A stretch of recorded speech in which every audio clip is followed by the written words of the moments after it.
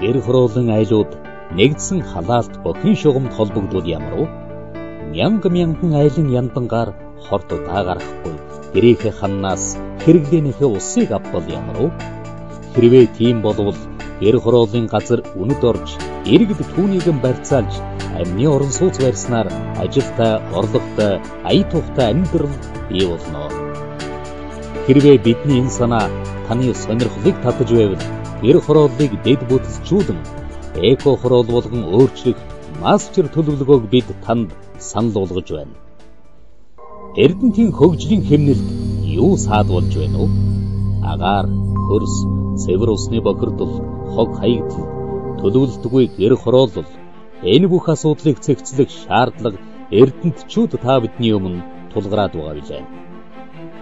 Өнгөрсөн жилүүдэд гэр хороолд амьдарч байгаа ард иргэдийн амьдрах орчныг сайжруулж, аюулгүй цэвэр орчинд ажил нөхцөлийг бүрдүүлэхэд орон нутгийн удирдлагууд туйлын хангалтгүй ажилласныг бид бүгд мэднэ.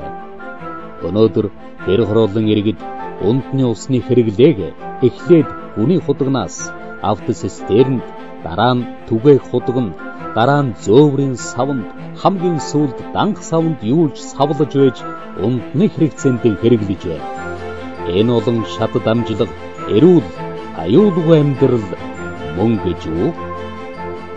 Бид өнгөрсөн зууны бойлог ядмаг энэ байдалтайгаан эвлэрч алдрай бяцхан хүүхдүүд минь өвлийн хүйтэн даарч хөрч зуны халуунд наршиж халдвар төвчнөр өвдөж шаналж байх ёстой гэж юу? Тэгвэл ардчилсан нам энэ эзнээ хүлээсэн олон асуудлуудын шийдлийг олж ханцуу шамлан ажилдан ороход бэлэн болоод байна. Гэр хорооллыг дэд бүтцчүүлэх ажлаа бид хоёр үе шаттайгаар хэрэгжүүлнэ. Нэгдүгээр 2013 оноос эхлээд нэн тэргуунд орон сууцнд байдаг халуун хүйтэн усыг гэр хорооллын айл өрхөвөрт хүргэх төлөвлөгөө боловсруулан ажиллана. Бидний санал болгож байгаа энэ ажлын гол хөдөлгөгч хүч нь иргэдийн төсөл санаачлага дээр тулгуурлан урагшлах учиртай юм. Үүний тулд бид шинэ төлөвлөлт зохион байгуулж, санхүү хөрөнгө оруулалтын эхүү өсрийг бий болгон мэрэгжлийн байгууллага, оршин суугчдын хамтын хүчин чармаалтаар хамтран бүтээх болно. Гэр хорооллыг дэд бүтцчүүлэх эхний төлөвлөгөө амжилттай хэрэгжиж, айл өрхөвөрт үндэсний ус хүргэсний дараа бид өрхийн нэгдлүүдийг зохион байгуулах дараагийн ажилдан орно. Нэг нэгдэлд 200 өрх айлаас бүрдэх ба 8-аас 10 га газар эзэлж, бие даасан дэд бүтц инженерийн шийдлийн тохиромжтой хэлбэр болж цаашид цөөхөн үйл ажиллагаа ашигтай хэлбэрээр явуулах хамгийн зөв бүтэц болно гэж үзэж байна. Тодорхойлбол 200 айлд тохирсон халаалтын системтэй ханнаасаа хүссэн хэмжээгээр халуун хүйтэн усан авах боломжтой. Бохир усыг нано технологиор цэвэр ус болгох техникийн шийдэл байх юм. Өрхийн нэгдэл тусвар дээр дэд бүтцийн асуудлыг шийдэхдээ орон нутгийн байршил, төвлөрсөн системээс үл хамааран бие даасан байдлаар төлөвлөх хэрэгтэй байна. Төр уг нэгдлүүдийн дэд бүтцийг бүрэн хэмжээгээр шийдэж өгөх ёстой гэж үзэж байна. Энэхүү гэр хорооллын айлуудын нэгтгэсэн нэгжүүдийг цаашид эко хороолол гэж нэрлэх саналтай байна. Гэр хороолол гэсэн нэр шин түүх болж, эко хороолол гэсэн ойлголтыг бий болгоно.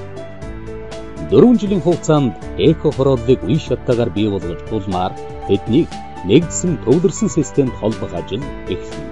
Энэ ажил нь дараачин томоохон дэд бүтцийн төслүүдтэй уялдаж хийх. Хэрвээ дээрх төлөвлөгөөг боддоор хэрэгжүүлж чадвал хотын өнгө төрхийг сааруулдаг гэр хорооллог бий болж, байгаль орчин дээлтэй шин цагийн хотын үлгэр жишээ хорооллууд бий болхий. Бидний төлөвлөгөөний дагуу гэр хорооллын хүндрэлтэй асуудлууд бараг үгүй болж, эмх цэгцтэй, эрүүл, аюулгүй болохыг та өсөөлж байгаа. Би Эрдэнэтийнхэн зориулж хэлмээр байна вөхөр ерөөсөө энэ нийслэлд эхлээд явах ч гэдэг юм уу, дараа нь Эрдэнэтэд явах гэдэг ийм байдлаар битээ андаарай гэж хэлэх гэдэг те. Ерөөсөө л энэ бүх хотуудад зэрэг явах хэрэгтэй. Яг тэгвэл Эрдэнэтийн гэр хорооллын сайхан тоглог амьдралыг хүсэж байна. нийслэлийнхэнтэй яг л адилхан үсэж байна. Мөн Эрдэнэтэд утаа одоо хөрсний бохирдол гарсан уу? Гарсан. Яг адилхан асуудал бол адилхан байгаа учраас эхлээд нийслэлд болгоч гэдэг юм уу? Дараа нь тэгж ерөөсөө болохгүй. Одоо бүгдээрээ л зэрэг хийх хэрэгтэй. Тийм ээ? Нийслэлж байна. Одоо жишээ нь өнөөдөр Сүхбаатар аймгийн Баруун урт хот бол хийгээд явчлаа шүү дээ. Дахин төлөлт хийгээд одоо бүр инженерийн шугам мугмаа татаад эхэлчихсэн. Тэгэхээр зэрэг бол одоо бид нар бүгдээрээ л энэ хаанаа л хөрөнгө мөнгө гаргаж энийг маш хурдан хийх хэрэгтэй гэдгийг л хэлмээр байна. Тэгээд би тийм учраас бол одоо энэ хотынхаа удирдлагыг одоо энэ дахин төлөвлөлтийг хийх тийм хотын удирдлагатай байх нь зарчмын асуудал шүү. Тэгэхгүй бол нэг хотын удирдлага чинь дахин төлөвлөлт хийж гэр орооллыг амны тоглог орон сууц руу шилжүүлнэ гэдгийг ойлгодоггүй, сэтгэл тавьдаггүй л энэ чинь аюул болоод чинь. Эрдэнэт бол нөгөө ГОК төссөн хот байсан учраас тийм ээ. Ерөөсөө тэр Эрдэнэтийн хот төлөвлөлтийг хийхдээ ч ГОК-той зориулж хийсэн учраас одоо ГОК-ыг бол дахин төлөвлөлтөнд оруулахад бол харин ч Эрдэнэтийнх нь бол ерөөсөө Монгол улсад хамгийн түрүүн гэр хороолгүй тоглог амны орон сууцны л хот болно шүү дээ. Бид төлөвлөлт зохион байгуулалт ажилласнаар 2013 оноос гэр хорооллын айл өрхүүрийг халуун хүйтэн усанд холбож эхний жишг хорооллыг байгуулах зорилт тавьсан билээ. Улмаар бидний үе шаттай хийгдэх бүтээн босгалтын ажил 2016 онд буюу 4 жилийн дараа Эрдэнэт хотын гэр хорооллын айлууд утаатай бохирдолтой, хог хаягдaltaй гэр хороолл биш нэгдсэн дулаан хангамж, цэвэр усны хангамжтай болсноор ардчилсан намын мөрийн хөтлөвөр жинхэнэ утгаараа биелээ олно. Гэр хорооллынхан маань гэр хорооллоос эко хороолл болон цэцгэлсэн дэлхийн өндөр хөгжилтэй орнуудаас дутхааргүй ая тухтай орчинд сэтгэл хангалуун эрүүл аж төрөх цаг ойрхон байна. Гэр хорооллыг дэд бүтцжүүлэх мастер төлөвлөгөөг амжилттай хэрэгжүүлвэл бид дараагийн төсөлд ганцхан шамлан орох хэрэг гарна. Учир нь манай мөрийн хөтлөөр туслагдсан ажилтай, орлоготой, амны орон сууцтай болохыг хүмүүс хүсэж байгаа. Гэр хорооллын суурьнд бүхлээр нь өндөр сууц барих хэрэг байна уу? Иргэдийн газар нэгэнт үнэт орсон учраас үүнийгээ барьцаалан банкнаас зээл авч амны орон сууц барих нь хавьгүй дээр гэдэг нь ойлгомжтой.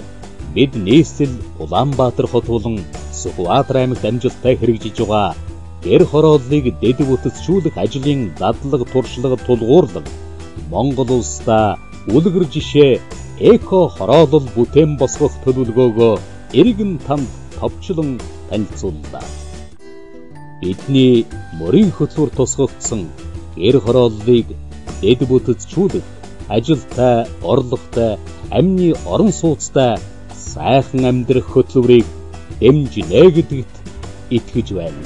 Итгэсэн шиг итгэе, шинчилсэн шиг шинчлэе Эрдэнэтчүүдээ.